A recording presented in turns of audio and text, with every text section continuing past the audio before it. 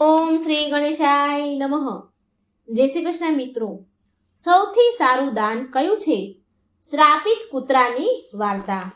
ઓમ નમો ભગવતે વાસુદેવાય. ઓમ નમઃ શિવાય. મિત્રો, આજે આપણે સરસ મજાની વાર્તા સાંભળીશું. દાન વિશેની આ વાર્તા છે. ખૂબ જ જીવન ઉપયોગી વાર્તા છે. તમને ખૂબ સરસ મજા આવશે વાર્તા સાંભળવાની. તો મિત્રો, જો વાર્તા સારી લાગે તો વિડીયો લાઈક અને શેર જરૂર કરજો અને આ ચેનલને સબસ્ક્રાઇબ કરવાનું ભૂલશો નહીં. આપણા જીવનમાં કંઈક ને કંઈક દાન કરીએ છીએ, પણ શું તમને ખબર છે કે સૌથી સારું દાન શું છે? ઉત્તમ દાન કયું છે? શું છે સૌથી મોટું પુણ્ય? આવો જાણીએ આ કથા વાર્તાથી. કાશીપર ગામમાં એક હરીશ નામનો આદમી રહેતો હતો, જે લાકડા કાપીને તેનું જીવનનું ગુજરાન કરતો હતો. એ એની પત્ની સાથે રહેતો હતો. લાકડા કાપીને વેચવાની કમાણીથી જે એના પૈસા આવે એનાથી એનું જીવન ચાલતું હતું, પણ એ પૂરતું નહોતું. એટલી કમાણી એના માટે પૂરતી નથી. ભોજન અને કપડાની હંમેશા કમી રહેતી હતી. એક દિવસ દુખી હેરાન થઈને હરીશની પત્ની બોલી, ગમે તેમ મહેનત કરો પણ કમાણી વધતી નથી.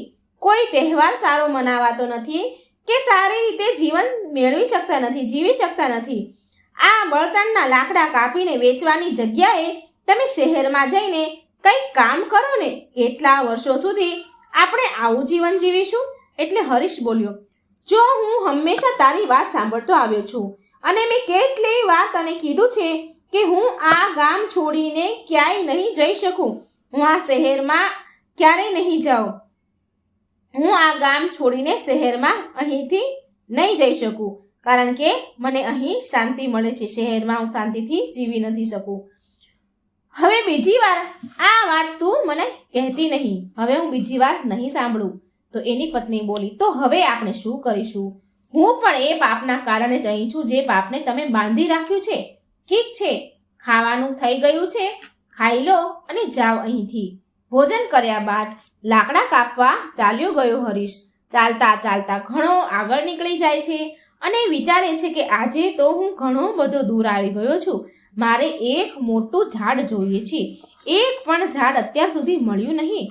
પેલું એક ઝાડ દેખાય છે, પણ ઘણું નાનું છે. આનાથી મારું શું થશે? પણ ચાલ ને, આજે આ નાના ઝાડને કાપીને કામ ચલાવી લઉં. પછી હરીશ એક નાનું ઝાડ હતું એ કાપે છે અને તેના માથે પર એ લાકડાનો ભારો મૂકીને વેચવા માટે જાય છે. તો તેની લાકડા વેચાતા નથી. તો વિચાર કરે છે કે શું આ લાકડાઓ બધા મારે પાછા ઘરે લઈ જવા પડશે? નહીં વેચાય કે શું? આમ વિચારીને ચાલતો જાય છે. તો રસ્તામાં એક આદમી તેને બૂમ પાડે છે કે સાંભળો લાકડાવાળા ભાઈ, લાકડા વેચનાર, અહીં આવો. આ તમારા લાકડાની કેટલી કિંમત છે? તો હરીશ બોલ્યો કે ભાઈ, તમારા બધા જ લાકડા જોઈએ છે કે અડધા? જો બધા જ લાકડા જોઈએ તો માત્ર 10 રૂપિયામાં હું આપી દઈશ. તો એ આદમી બોલ્યો કે ભાઈ, મારે તો બધા જ લાકડા જોઈએ છે, પણ ભાઈ તમે જો લાકડાનો ભાવ કર્યો છે ને એ બહુ વધારે છે. હું તો માત્ર 5 રૂપિયા જ આપી શકું છું. તો હરીશ બોલ્યો કે બ્રાહ્મણ દેવ, આ કિંમતમાં તો હું લાકડા ન વેચી શકું, પણ હું બહુ થાકી ગયો છું માટે આપી દઉં છું. લાવો 5 રૂપિયા આપી દઉં તમને લાકડા. આમ બહુ મોડું થઈ ગયું છે મારે, એમ પણ તમે જલ્દી મને પૈસા આપો. મારે ઘરે પણ જવાનું છે અને ખાવાનું પણ છે. તો એ બ્રાહ્મણ બોલ્યા કે લે ભાઈ તારા 5 રૂપિયા. આ બધા જ લાકડા એક બાજુ ઉતારી દે. લાગે છે કે તું ભૂખ્યો છે. શું તારે જમવું છે? ખાવાનું તૈયાર છે, ખાઈ લે પછી જજે. તો હરીશ બોલ્યો, હા મને ભૂખ તો બહુ લાગી છે, પણ જો હું ખાઈશ તો તમારા માટે જમવાનું નહીં બચે. રહેવા દો ને, હું ઘરે જઈને ખાઈ લઈશ. તો એ બ્રાહ્મણ શાસ્ત્રી બ્રાહ્મણ હતા એટલે બોલ્યા કે ચિંતા ન કરો ભાઈ, તમે ખાઈ લો. છતાં પણ 10 લોકો ખાય, તમે ખશો પછી 10 લોકો ખાય એટલું જમવાનું મારી પાસે છે. તમે જ્યારે પણ ભૂખ લાગે, ગમે તે દિવસે તમને ભૂખ લાગે તો તમે અહીં ખાવા આવી શકો છો. હરીશ પૂછે છે કે શું તમે હંમેશા આવી રીતે બધાને જમાડો છો? તો એ બ્રાહ્મણ બોલ્યા, હા, જ્યાં સુધી ઈશ્વર મને શક્તિ આપશે ત્યાં સુધી હું આ કામ કરવા માંગુ છું. પછી આગળ ભગવાનની ઈચ્છા. તો હરીશ બોલ્યો, ઠીક છે, તો હું આજે અહીં જ જમી લઉં છું. આપો મને જમવા. એ દિવસ હરિએ તે બ્રાહ્મણ શાસ્ત્રીના ઘરે ભર પેટ ભોજન ખાધું અને તેના ધન્યવાદ કરીને બોલ્યા કે બ્રાહ્મણ દેવ, તમે બહુ સારા છો અને ઉદાર મનના છો. આવું સારું કામ કરવામાં હું તમારી મદદ કરવા માંગુ છું. હવે હું તમને 10 રૂપિયાના કિંમતના લાકડા 5 રૂપિયામાં આપીશ. સારું સારું, હવે હું જાઉં છું. બ્રાહ્મણ બોલ્યા, સારું, જાઓ, ધ્યાનથી જજો, ધ્યાન રાખજો. હરીશ તેના કાપેલા બધા લાકડા 5 રૂપિયામાં આપી દીધા અને ઘરે જવા માટે નીકળી ગયો. ઘણું મોડું થયું ઘરે આવતા. એટલે હરીશની પત્ની બોલી, શું થયું? આટલું મોડું કેમ થયું આજે? અત્યાર સુધી શું કરી રહ્યા હતા? શું તમને આજે લાકડાનો કંઈક વધારે ફાયદો થયો હોય એવું લાગે છે? લાવો લાવો પૈસા. હરીશ બોલ્યો, જોવા જાવ તો ફાયદો નથી થયો. 5 રૂપિયા મળ્યા છે. રોજ કરતા ઓછા પૈસા મળ્યા છે. આ 5 રૂપિયા લે. હરીશની પત્ની બોલી કે શું તમે મને 5 રૂપિયા આપી રહ્યા છો? મને એવું લાગ્યું કે આજે તમે રોજ કરતા મને વધારે પૈસા આપશો, પણ તમે તો રોજ કરતા આજે અડધા જ પૈસા આપ્યા છે મને. તમે અત્યાર સુધી ક્યાં હતા? શું કરી રહ્યા હતા? કેટલું મોડું થયું? હરીશ બોલ્યો, અરે હું લાકડા વેચવા માટે નીકળ્યો હતો, પણ કોઈ ખરીદી જ નતા રહ્યા લાકડા. તો હું અમારા ગામની પાસે, આપણા ગામની પાસે ગંગાપુરમાં એક શાસ્ત્રી બ્રાહ્મણના ઘરે ગયો હતો. ત્યાં જે પણ જાય છે એને એ પ્રેમથી જમાડે છે. આવા લોકો માટે આપણે કંઈક ને કંઈક તો જરૂર કરવું જોઈએ. હરીશની પત્ની બોલી, એ હંમેશા લોકોને જમાડે છે, તો નક્કી આ પૈસાવાળો બ્રાહ્મણ શાસ્ત્રી હશે, નહીં તો એ આવું કેવી રીતે કરી શકે? આટલા લોકોને જમાડવા વાળાને તમે કેવી રીતે મદદ કરી? તો હરીશ બોલ્યો કે એ એટલા અમીર શાસ્ત્રી નથી જેટલું તું વિચારી રહી છે. એ દાનની સારી ભાવના રાખે છે. ગંગાપુર મંદિરના પૂજારી છે. તે એની કમાણીમાંથી બધાને જમાડે છે. તો હરીશની પત્ની બોલી કે હું તો તમને એ પૂછી રહી છું ક્યારની કે તમે એ બ્રાહ્મણની મદદ કેવી રીતે કરી? આપણી આવક બહુ જ ઓછી છે. આપણે શું મદદ કરી શકીએ તેની? તમે સ્વર્ગ જવાનો આ વિશે ન વિચારો, પહેલા ધરતી પર રહીએ છીએ ને એનું કરો. તો હરીશ બોલ્યો કે એ બ્રાહ્મણને કહ્યું કે જે હું લાકડા કાપીને લાવું છું એ હું તમને અડધા ભાવમાં આપી દઈશ. મેં એ બ્રાહ્મણને આવું કહીને આવ્યો છું અને હું કાલથી અમુક થોડા લાકડાના ભારો એના માટે અને બાકીના બીજા લાકડા વેચવા માટે કાપીશ. તો તેની પત્ની બોલી કે જો તમે લાકડાના 2 ભારા નહીં કાપી શકો તો રોજ તમે માત્ર 5 રૂપિયા લઈને આવશો, તો હું 5 રૂપિયામાં ઘર કેવી રીતે ચલાવીશ? તમે આવું ન કરો. તો હરીશ બોલ્યો કે જે મારી ઈચ્છા છે એને હું પૂરી કરવાની જરૂર કોશિશ કરીશ, અને પછી આગળ ભગવાનની ઈચ્છા. હું એ બ્રાહ્મણના ઘરે જમ્યો છું, તું પણ સાથે આવજે જમવા. હરીશ રોજ હવે લાકડા કાપવા જાય અને બ્રાહ્મણને વચન આપ્યા પ્રમાણે માત્ર 5 રૂપિયામાં લાકડાને તેની પાસે લઈ જતો હતો. એક દિવસ બ્રાહ્મણ દેવ જમવા હજી બેઠા જ હતા ત્યારે બહારથી અવાજ આવ્યો કે મહારાજ, લાકડા લાવ્યો છું, 5 રૂપિયા આપી દો. અહીં બહાર આવીને લાકડા લઈ લો, પછી હું ચાલ્યો જાઉં. તો બ્રાહ્મણ બહાર આવીને બોલ્યા કે હરીશ, આજે હું તને 5 રૂપિયા નહીં આપી શકું, માટે તારા લાકડા પાછા લઈ જા. તો હરીશ બોલ્યો, પાછા કેમ લઈ જાઉં? હું તમારા માટે લાકડા લાવ્યો છું, પૈસા કાલે આપી દેજો. અને મને બહુ ભૂખ લાગી છે, મને થોડું ખાવાનું હોય તો આપી દો. તમે મને જમાડી તો શકો જ છો ને? આમ પણ તમે બધાને જ જમાડો છો. તો એ બ્રાહ્મણ બોલ્યા, સારું હરીશ, તારા હાથ પગ ધોઈ લે, ત્યાં સુધી હું ભોજનની વ્યવસ્થા કરી લઉં. તો શાસ્ત્રી બ્રાહ્મણ ઘરમાં જઈને તેની પત્નીને આ વાત કહે છે. તો એની પત્ની બોલી કે તમે આવું વચન કેમ આપ્યું? આપણા ઘરમાં જમવા માટે કંઈ વધ્યું નથી, માત્ર તમે જે જમવા બેઠા હતા એટલું જ ભોજન, એટલી જ માત્ર એ જ થાળી છે, એટલું જ ખાવાનું છે. આ સમયે હરીશને કેવી રીતે જમાડીશું? બધું જ અનાજ ખતમ થઈ ગયું છે. શું તમને ખબર નથી? અરે એમાં શું? બ્રાહ્મણ શાસ્ત્રી બોલ્યા કે અરે એમાં શું થઈ ગયું? જે તે મને જમવાનું પીરસ્યું છે એ હરીશ માટે ઘણું છે. હું આજે વિચારું છું કે ઉપવાસ કરી લો. તો એની પત્ની બોલી કે તમે આવો ઉપવાસ કેટલા દિવસ સુધી કરશો? જો આપણે પાસે વધારે કંઈ નથી તો આ બધું કેમ કરવાનું? ક્યાંથી લાવવાનું? બ્રાહ્મણ બોલ્યા કે બધું જ ભગવાન આપે છે, પહેલા આ ભોજન હરીશને જમાડીને આવું. મિત્રો, ભલે એ શાસ્ત્રી બ્રાહ્મણ પાસે કંઈ ન હતું, છતાં પણ એ લોકોને જમાડતા હતા. એક દિવસ હંમેશાની જેમ હરીશ લાકડા કાપવા જાય છે. એ વિચારે છે કે જંગલની સામે બધા જ સુકાયેલા ઝાડ તો મેં કાપી નાખ્યા. હવે બાકી વધ્યા છે લીલા ઝાડ. જંગલની અંદર જવું થોડું મુશ્કેલ લાગે છે. હું આની પહેલા ક્યારેય આટલો જંગલની અંદર નથી ગયો કે ક્યારેય અંદર નથી ગયો. મારે સાવધાન રહેવું જોઈએ. જંગલમાં અંદર જંગલી જાનવર હોઈ શકે છે. જો મને કંઈ થઈ ગયું તો આમ વિચાર કરતા કરતા હરીશ જંગલની વચ્ચે ચાલ્યો જાય છે. ઘણો બધો દૂર આવી ગયો પણ કોઈ ઝાડ મળ્યું નહીં. ત્યાં તેને એક ઝાડ જોયું અને વિચાર્યું કે આ એક મોટી શાખા છે એ જ કાફી છે. જો હું આ એક મોટી બધી શાખા છે એને કાપી લઉં તો લાકડાના 3 ભારા થઈ જશે અને એમાંય ઘણું મોડું થઈ ગયું છે આજે, એટલે આ જ કાપી લઉં. આમ વિચાર કરી હરીશ એ મોટા ઝાડ ઉપર ચડી ગયો અને એ ડાળી પર બેસીને લાકડા કાપવા લાગ્યો. બહુ મોટી ઝાડની શાખા હતી. જેમ જેમ એ લાકડા કાપતો હતો તેમ લાકડા કપાઈને નીચે બાજુના ઝાડ પર પડી રહ્યા હતા. પછી અચાનક ત્યાં એક સાધુ તપસ્વી પ્રગટ થયા અને એ ક્રોધમાં આવીને બોલે છે કે મારી તપસ્યા કોણે ભંગ કરી? તો એની નજર હરીશ પર પડી અને બોલ્યા કે લાગે છે તું જ છે મારી તપસ્યા ભંગ કરવા વાળો. હું તને શ્રાપ આપું છું કે તું એક પુત્ર બની જઈશ. પછી હરીશ ડરી ગયો સંતના શ્રાપથી અને કહે છે કે મહારાજ, મને ખબર નથી કે તમે અહીં નીચે તપસ્યા કરવા બેઠા છો. તો એ સાધુ બોલ્યા કે હું અહીં 100 વર્ષથી તપસ્યા કરી રહ્યો છું અને તે મારી તપસ્યા આજે ભંગ કરી છે.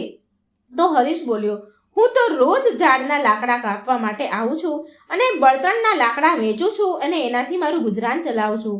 મેં મહારાજ જાણી જોઈને આવું નથી કર્યું. મને માફ કરો મહારાજ, કૃપા કરી આ શ્રાપને પાછો લઈ લો. તો એ સંત બોલ્યા કે મેં ક્રોધવશ થઈને તને શ્રાપ આપી દીધો કેમ કે તે મારી તપસ્યા ભંગ કરી.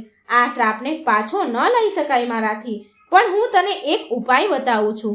હરીશ બોલ્યો કે કૃપા કરી મને કહો કે હું આ શ્રાપથી છુટકારો મેળવવા શું કરું? તો એ સંત બોલ્યા કે તું એવા લોકોને શોધ જે સૌથી સારું દાન આપે છે. તેવા લોકોના જમ્યા પછી જો એની થાળીમાં થોડું એક પણ ખાવાનું અન્નનો કણ તને મળી જાય, એ બચે અને એને તું ખાઈ લઈશ તો તારા શ્રાપથી તને મુક્તિ મળી જશે. જો અત્યારે કાળા રંગના કલરનો તું કૂતરો બન્યો છે અને પછી જો તું પૂરી રીતે સફેદ થઈ જઈશ તો તું તારા શ્રાપથી મુક્ત થઈ જઈશ. હરીશ રડતા રડતા કહે છે, હું મારી પત્નીને રોજ બળતણના લાકડા કાપીને વેચવાથી જે પૈસા આવતા તેનાથી ગુજરાન ચલાવતા હતા. એનો સહારો હું એને આપતો હતો. તો હવે હું કૂતરો બની ગયો છું તો મારી પત્નીનું શું થશે મહારાજ? તે સંત બોલ્યા કે ચિંતા ન કર, તારી પત્નીને કોઈ કમી નહીં રહે. ભગવાન જ એની વ્યવસ્થા કરશે. આ વખતે તારો શ્રાપ તૂટશે ત્યારે તું કષ્ટોથી મુક્ત થઈ જઈશ અને ધન ધાન્યથી સુખી સંપન્ન જીવન જીવીશ. હરીશ હવે શ્રાપના કારણે કૂતરો બની જાય છે અને સંતને કહે છે, હવે મને રજા આપો મહારાજ. આમ કહીને આ શ્રાપથી મુક્ત થવા માટે યાત્રા શરૂ કરી કૂતરાએ. એ વિચારે છે કે જેવું ઋષિ સંતે કહ્યું કે એવું સૌથી વધારે સારું દાન દેવાવાળું ક્યાં મળશે? મને કંઈ નથી સમજાતું, ક્યાં શોધું હું? પછી એને યાદ આવ્યું કે પેલા શાસ્ત્રી બ્રાહ્મણ એ બહુ દયાળુ ઉદાર મનના છે, હું એમની પાસે જઉં. હરીશ કૂતરાના રૂપમાં શાસ્ત્રી બ્રાહ્મણ પાસે જાય છે. શાસ્ત્રી એની પત્નીને કહેતો હોય છે કે ચાલો આજે તો બહુ સારું થયું. આજે કોઈ તકલીફ વિના બધા મહેમાનોને જમાડી દીધા. સારું, આજે મને બહુ સંતોષ લાગ્યો. બસ ભગવાન મને બધાને ખવડાવવાની શક્તિ આપે જે આજે પણ અહીં આવ્યા છે. શાસ્ત્રીના જમ્યા બાદ તેની પત્નીએ તેની જે જમવાની જે પતરાળી હતી એથી એ બહાર મૂકી દીધી. હરીશ કૂતરાના રૂપમાં ત્યાં આવ્યો અને શાસ્ત્રીની થાળીમાંથી વધેલું ભોજન જમવા લાગ્યો. ભોજન જમતાની સાથે તેનું અડધું શરીર તરત જ સફેદ રંગનું થઈ ગયું. હરીશ બહુ ખુશ થયો કે સાચું જ આ બ્રાહ્મણ શાસ્ત્રી બહુ પુણ્યશાળી આત્મા છે. તેને એઠું ખાતા જ મને અડધા શ્રાપથી તો મુક્તિ મળી ગઈ, પણ હું પૂરી રીતે શ્રાપથી મુક્ત થયો નથી. પૂરી રીતે શ્રાપથી મુક્ત થવા માટે કોઈ બીજાને પણ હવે મારે શોધવું પડશે. ગામમાં કોઈ આસપાસને શોધવું જ પડશે. કોક તો મળી જ જશે ને. તો જો આ શ્રાપમાંથી હું મુક્ત થઈ જઈશ તો હું ધન ધાન્યથી પણ સુખી થઈ જઈશ. મને જો કોઈ મળી ગયું તો હું ધન ધાન્યથી સંપૂર્ણ થઈ જઈશ. અત્યાર સુધી મેં કેટલાય લાકડા કાપીને વેચ્યા અને આખી જિંદગી પણ જો લાકડા કાપીને હું વેચત ને તો પણ હું ધનવાન ન બની શકત. સંત તમારો આભાર મને શ્રાપ આપવા માટે. આમ વિચારીને એ બીજા આદમીને પુણ્યશાળી દાનવીર આદમીની શોધમાં જવા લાગ્યો. તો એક વખત સંતોષ નામનો એક આદમી હળ ચલાવતો હતો. આ જોઈ હરીશ તેના ઘર સામે જાય છે. ત્યાંથી ગાયનું દાન લેવા વાળા સુરેશ ગાયને લઈને તે સંતોષ વિશે વિચાર કરીને બોલતો હતો કે સંતોષ બહુ સારો માણસ છે. એને માત્ર મને જ નહીં પણ કેટલાય લોકોને ગાયના દાન દીધા છે. આવા લોકોને તો ખૂબ જ આશીર્વાદ મળવા જોઈએ. હરીશ એની વાતો સાંભળીને વિચાર કરતો હતો કે આજે મને શ્રાપથી તો મુક્તિ મળી જ જશે. આ આદમી એ શાસ્ત્રી બ્રાહ્મણ જેવો જ હોવો જોઈએ જે સૌથી સારું દાન કરી રહ્યો છે. અહીં ઊભો રહીને નજર રાખું કે એ ક્યારે જમવા બેસે છે. હરીશ ત્યાં બહુ વાર સુધી વાટ જોવે છે અને પછી સંતોષ તેનું જમવાનું જમ્યો અને એની જમવાની જે ખાઈ લીધા પછી પતરાળી હતી એને બહાર ફેંકી દીધી. તો હરીશ તરત જ દોડીને તે પતરાળીમાં બચેલું ખાવાનું ખાય છે. જમ્યા પછી પણ હરીશનું અડધું અંગ જે કાળું હતું તે સફેદ ન થયું. તો તે આશ્ચર્યથી બોલ્યો, અરે મારો રંગ તો બદલાયો નહીં. સંતોષ તો ગાયોના દાન આપે છે તો પછી મારો રંગ કેમ ન બદલાયો? મને કંઈ સમજાતું નથી. પાછો હરીશ તે શાસ્ત્રી બ્રાહ્મણના ઘરે જઈને બેસી ગયો.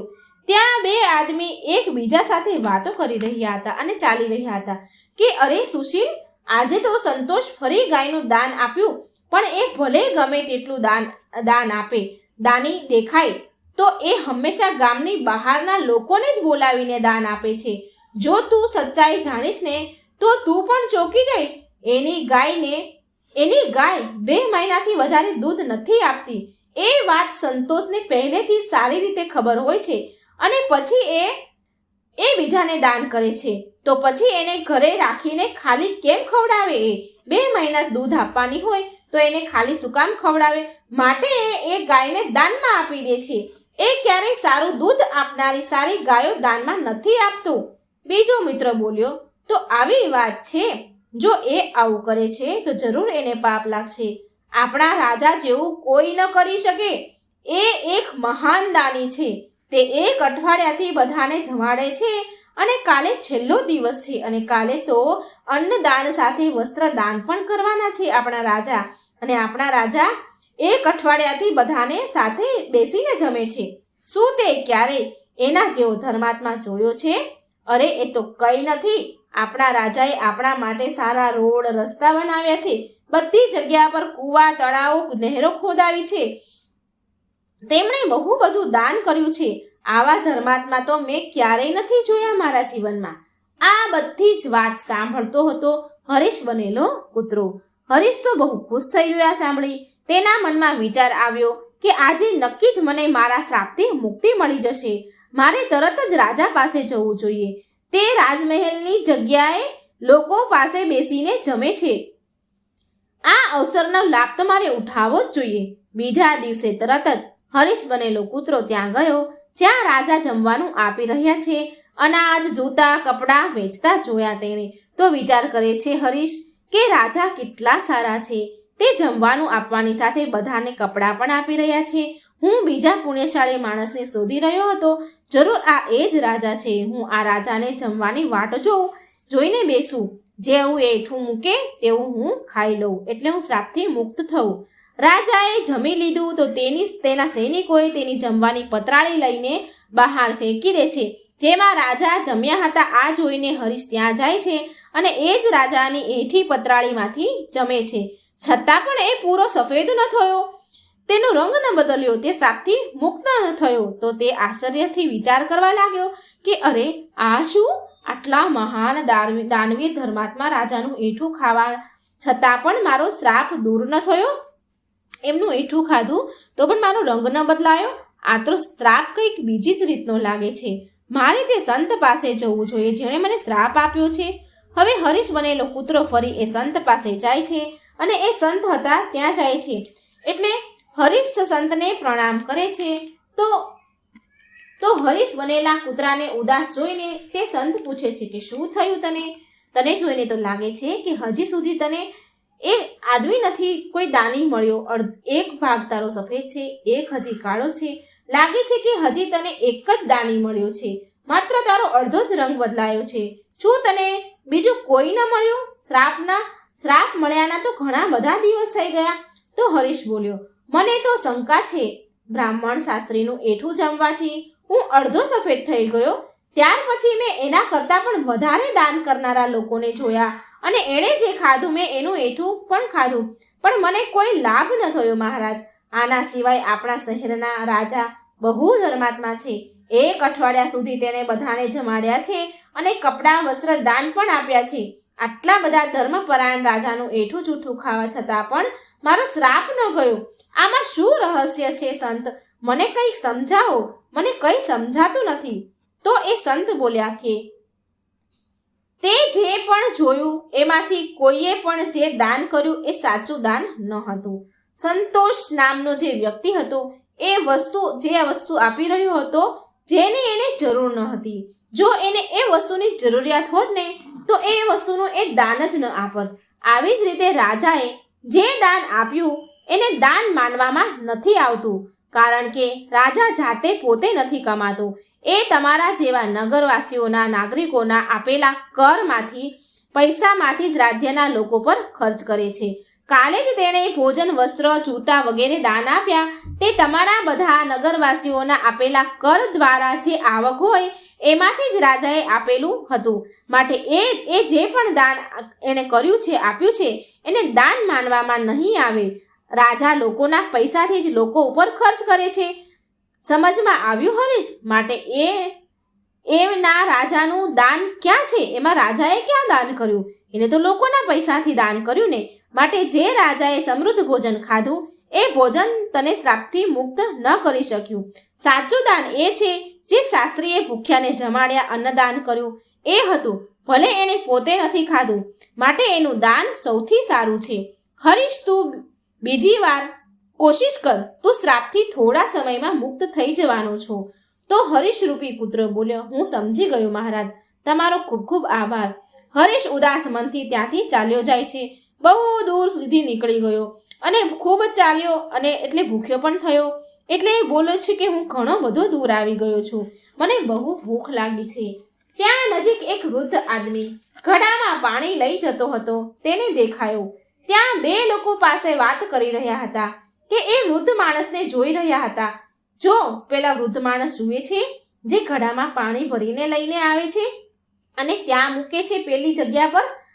આ કડી ધૂપ, આટલા બધા તડકામાં, તાપમાં અવર જવર કરતા લોકો માટે પાણી મૂકે છે એ વૃદ્ધ દાદા. આ વૃદ્ધ માણસ 90 વર્ષ કરતાં વધારે ઉંમરના હોય એવું લાગી રહ્યું છે. ખરેખર એનું કામ પ્રશંસા કરવા લાયક છે. એ 2 વ્યક્તિ આવી વાતો કરી રહ્યા હતા. પછી એ વૃદ્ધ માણસ તેની સાથે જે જમવાનું લાવ્યો હોય છે એ જમવા લાગે છે. હરીશ આ 2 જે વાતો કરી રહ્યા હતા એની વાત સાંભળી એટલે આ હરીશ બનેલો કૂતરો એ વૃદ્ધ માણસ પાસે ગયો. પછી એ વૃદ્ધ માણસ જમવા બેસતા હતા એટલે આ હરીશ ત્યાં ગયો. ભૂખ્યા હરીશે એ વૃદ્ધ દાદા પાસે જાય છે તો એ દાદાને તેના જમવામાંથી થોડું એ દાદાએ તેને આપ્યું અને તે હરીશ રૂપી એ કૂતરાને આપે છે. એટલે હરીશે એને જમતા જ એ જે દાદાએ જમવાનું આપ્યું, રોટલી, તો એ જમવાની સાથે જ એ હરીશ શ્રાપમાંથી મુક્ત થઈ ગયો. કૂતરામાંથી એ મુક્ત થઈને પહેલાનું જેવું એને શરીર થઈ ગયું. પહેલાના જેવો એ આદમી બની ગયો. તેણે એ વૃદ્ધ આદમીને ધન્યવાદ કર્યા અને પાછો આવી જાય છે. દાન ક્યારે નાનું કે મોટું નથી હોતું. બીજાની ભૂખ મટાડનાર, શાસ્ત્રી બ્રાહ્મણ અને તરસ છીપાવનાર એ વૃદ્ધ માણસના જેવું હોય છે. સૌથી સારું દાન પોતાના કરતાં બીજાની મદદ કરવાનું હોય છે. આમ વિચારીને ચાલતો હરીશ તેના ગામ તેની પત્ની પાસે પહોંચી જાય છે અને ખુશીથી રહેવા લાગે છે. હવે આ તરફ શાસ્ત્રી બ્રાહ્મણે એટલું દાન કરી દીધું હતું કે તેની પાસે પોતાના ખાવાનું પણ બચ્યું ન હતું. પોતે ખાઈ શકે એટલું પણ બચ્યું ન હતું. તો એક દિવસ તેની પત્નીએ શાસ્ત્રી બ્રાહ્મણને કહ્યું કે પાસેના ગામમાં એક શેઠ રહે છે અને તે પુણ્યને ખરીદી લે છે. આપણે ઘણા બધા પુણ્ય કર્યા છે તો એ કોઈ પણ પુણ્ય આપણું ખરીદી લેશે. માટે તમે તેની પાસે જાઓ અને તેની પાસે થોડા પુણ્ય વેચી આવો અને થોડા પૈસા લઈ આવો, જેનાથી આપણું કામ નીકળી જાય, અન્ન પાણી મળી રહે. શાસ્ત્રી બ્રાહ્મણ તો એની તો કોઈ ઈચ્છા ન હતી, પણ તેની પત્ની વારંવાર એને કહે છે ત્યાં જવા માટે, એટલે એ બ્રાહ્મણ શાસ્ત્રી તૈયાર થઈ ગયા. એની પત્નીએ તેના જમવા માટે 4 રોટલી આપી જોડે ડબ્બામાં, અને એ બ્રાહ્મણ એના ઘરેથી નીકળી ગયા. જ્યારે એ નગરની નજીક પહોંચ્યા તો જ્યાં એ શેઠ રહેતા હતા એ નગરમાં ગયા તો એ નગરમાં એક તળાવ હતું. તો એ બ્રાહ્મણ ત્યાં સ્નાન આદિ કરીને રોટલી ખાવા માટે ત્યાં બેઠા. હજી બેઠા જ હતા કે એટલામાં એક કૂતરી તેની સામે આવીને ઊભી રહી ગઈ. કૂતરીએ બચ્ચાને જન્મ આપ્યો હતો 2-3 દિવસ પહેલા. એ 3 દિવસથી કૂતરી ભૂખી હતી અને એના બચ્ચા પણ ભૂખ્યા હતા, અને જોરમાં વરસાદ વરસી રહ્યો હતો, અને એટલા માટે કૂતરી તેના બચ્ચાને છોડીને ભોજનની શોધમાં કેવી રીતે જાય એ જઈ શકતી ન હતી. કૂતરીને તો ખૂબ જોરમાં ભૂખ લાગેલી હતી અને એ બ્રાહ્મણને જોઈને એની પાસે આવી. કૂતરીને ભૂખી જોઈને બ્રાહ્મણે એ કૂતરીને એક રોટલી આપી તો એ રોટલી કૂતરી ફટાફટ ખાઈ ગઈ. પછી બીજી રોટલી આપી તો બીજી રોટલી પણ કૂતરી ખાઈ ગઈ, અને આમ તે બ્રાહ્મણે એક એક કરીને 4 રોટલી એ કૂતરીને આપી દીધી. કૂતરી રોટલી ખાઈને તૃપ્ત થઈ ગઈ અને ચાલી ગઈ. પછી શાસ્ત્રી બ્રાહ્મણ ત્યાંથી ભૂખ્યો જ રહ્યો, ભૂખ્યા જ જતા રહ્યા, અને તે શેઠના ઘરે પહોંચી ગયા. શેઠ પાસે જઈને તેનું પુણ્ય વેચવાની વાત શેઠને કહી તો શેઠ બોલ્યા કે તમે બપોર પછી આવજો. તે શેઠની પત્ની એક સાચી પતિવ્રતા સ્ત્રી હતી. તો એ શેઠ તેની પત્નીને કહે છે કે એક બ્રાહ્મણ વ્યક્તિ આવ્યો છે અને તે તેનું પુણ્ય વેચવા માંગે છે, માટે તું મને કહે કે એના પુણ્યમાંથી કયું પુણ્ય હું લઉં, એના પુણ્યમાંથી કયું પુણ્ય સૌથી મોટું છે જેને આપણે લઈ શકીએ. તો શેઠની પત્નીએ કહ્યું કે આજે જ્યારે એણે તળાવના કિનારે એક કૂતરીને, સુવાવડી કૂતરી હતી, તેને 4 રોટલી આપી છે, એ પુણ્યને ખરીદવું જોઈએ, કેમ કે તેના જીવનનું એ સૌથી મોટું પુણ્ય છે. શેઠે કહ્યું હતું એ પ્રમાણે બપોરના સમયે તે શાસ્ત્રી બ્રાહ્મણ શેઠના પાસે આવ્યા અને કહ્યું કે તમે મારા પુણ્યમાંથી કયું પુણ્ય ખરીદશો. શેઠે કહ્યું કે જે આજે તમે યજ્ઞ કર્યો છે હું એ યજ્ઞના પુણ્યને લેવા માંગુ છું. તો શાસ્ત્રી બ્રાહ્મણ કહે છે કે મેં તો આજે કોઈ પણ યજ્ઞ નથી કર્યો, મારી પાસે તો પૈસા નથી, તો યજ્ઞ કેવી રીતે કરું? એટલે શેઠ બોલ્યા કે તમે જે આજે તળાવના કિનારે બેસીને એક ભૂખી કૂતરીને 4 રોટલી આપી હતી તે પુણ્ય હું લેવા માંગુ છું. શાસ્ત્રીએ પૂછ્યું કે શેઠજી, એ સમયે તો મારી આસપાસ કોઈ જ ન હતું અને મને કોઈ જોઈ પણ નહોતું રહ્યું, તો પછી તમને એ વાતની ખબર કેવી રીતે પડી? મેં આજે કૂતરાને 4 રોટલી ખવડાવી છે.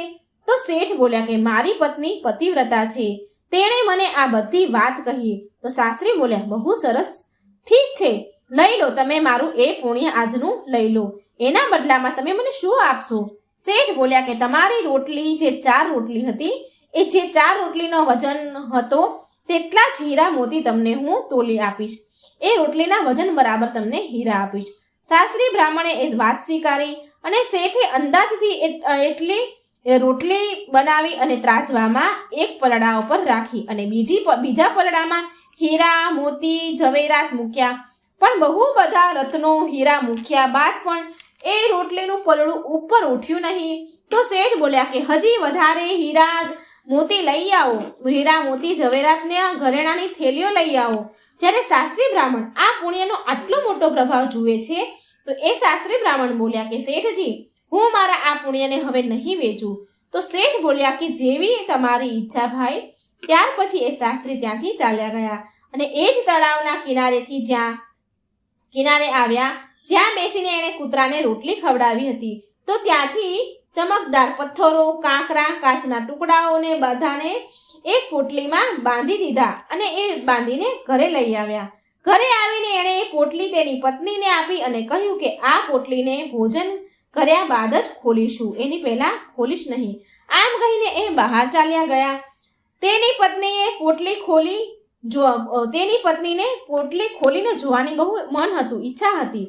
તેણે એ પોટલી ખોલી તો એમાં હીરા મોતી માણેક સોનાના દાગીના વગેરે રત્ન ચમકી રહ્યા હતા. એ બહુ ખુશ થઈ ગઈ. થોડી વાર થયું તો એ શાસ્ત્રી બ્રાહ્મણ ઘરે પાછા આવ્યા. તો તેની સ્ત્રીએ પૂછ્યું કે આટલા બધા હીરા મોતી ઝવેરાત ક્યાંથી લાવ્યા? શાસ્ત્રી બોલ્યા કેમ મજાક કરી રહી છે તું? તો તેની પત્ની બોલે છે કે મજાક નથી કરી રહી, મેં સ્વયં ખોલીને જોયું છે, તેમાં તો બહુ બધા હીરા મોતી છે. શાસ્ત્રી બોલ્યા કે મને બતાવ એ પોટલી. તો તેની પત્નીએ પોટલી ખોલી તેની સામે મૂકી દીધી. આ જોઈને શાસ્ત્રી બ્રાહ્મણને આશ્ચર્યચકિત થઈ ગયા. તેણે એને એ પુણ્યનો પ્રભાવ લાગ્યો જે તેણે પેલી સુવાવડી કૂતરીને રોટલી ખવડાવી હતી. પછી તેની સાથે જતા જે એ નગરમાં ગયો હતો અને જે ઘટના બની હતી એ બધી જ ઘટના એની પત્નીને સંભળાવી દીધી. મિત્રો, આ વાર્તાનો સાર એ છે કે અભાવગ્રસ્ત આતુર પ્રાણીને દેવાયેલા દાનનું અનંત ગણું ફળ મળી જાય છે અને એ જ સૌથી મોટું દાન કહેવાય છે અને સૌથી મોટું પુણ્ય પણ હોય છે. ભગવાનની દયાથી કાકરા પણ પથ્થર હીરા બની જાય છે. આવી રીતે દિન દુખી અને અનાથને દેવામાં આવતું ઉત્તમ દાન કહેવાય છે. કોઈને સંકટ સમયે આપેલું દાન બહુ ઉત્તમ છે, લાભકારી છે. ભૂકંપ, પૂર, અકાળ પડ્યો હોય એવા સમયે ગ્રસ્ત પ્રાણીઓ એટલે કે જે મુશ્કેલીઓમાં આવેલા હોય, જે મનુષ્યો છે, જે દુઃખી હોય, જેને ખાવા પીવાના વસ્ત્રના ઠેકાણા ન હોય, તો એવા સમયે તમે એને એક મુઠ્ઠી ચણા પણ આપો ને તો પણ એ બહુ ઉત્તમ દાન માનવામાં આવે છે. એ સૌથી મોટું પુણ્ય ગણાય છે. અને જે વિધિપૂર્વક સોનાના, ઘરેણા, ચાંદીના દાન આપવામાં આવે છે ને તેનાથી એટલો લાભ નથી થતો જેટલો સંકટ સમયે થોડું દાન આપવામાં આવે. માટે દરેક મનુષ્યને આપત્તિગ્રસ્ત અનાથ, વિકલાંગ, વિધવા વગેરેની સેવા કરવી જોઈએ. કુપાત્રને દાન આપવું એ તામસી કહેવાય છે. માન પ્રતિષ્ઠા કે મોટાઈને બતાવવામાં દેવામાં આવતું દાન રાજસી કહેવાય છે. કેમ કે માન પ્રતિષ્ઠા, મોટાઈ પતન કરવા વાળું હોય છે. માન પાન મોટાઈનો ત્યાગ કરીને જ દાન આપવું તો એનું અનંત ગણું ફળ મળે છે અને એ જ સૌથી મોટું પુણ્ય મનાય છે. દાનનું મહત્વ ત્યાગનું હોય છે. જે વસ્તુનું મહત્વ મૂલ્ય કે સંખ્યાનું નથી હોતું, આવી રીતે ત્યાગની ભાવનાથી સુપાત્રને વસ્તુનું જેનો તેને અભાવ છે એ વસ્તુ એને આપવી જોઈએ અને સામે કોઈ પણ પ્રકારની કામના, ઈચ્છા ન રાખવી જોઈએ. એ ઉત્તમ દાન ગણાય છે અને તેનું પુણ્ય અનંત ગણું હોય છે. નિષ્કામ ભાવથી કોઈ પણ ભૂખ્યાને ભોજન અને તરસ્યાને પાણી પીવડાવવું એ સાત્વિક દાન કહેવાય છે. મિત્રો, આ વાર્તાના માધ્યમથી કોશિશ કરવામાં આવી છે કે તમને એક સારો સંદેશ અને જ્ઞાન મળે. જો મિત્રો તમને આ વાર્તા સારી લાગી હોય તો આ વિડીયો લાઈક કરજો, શેર કરજો અને મારી આ ચેનલને સબસ્ક્રાઈબ જરૂર કરી દેજો. જય શ્રી કૃષ્ણ. રાધે રાધે. Thank you.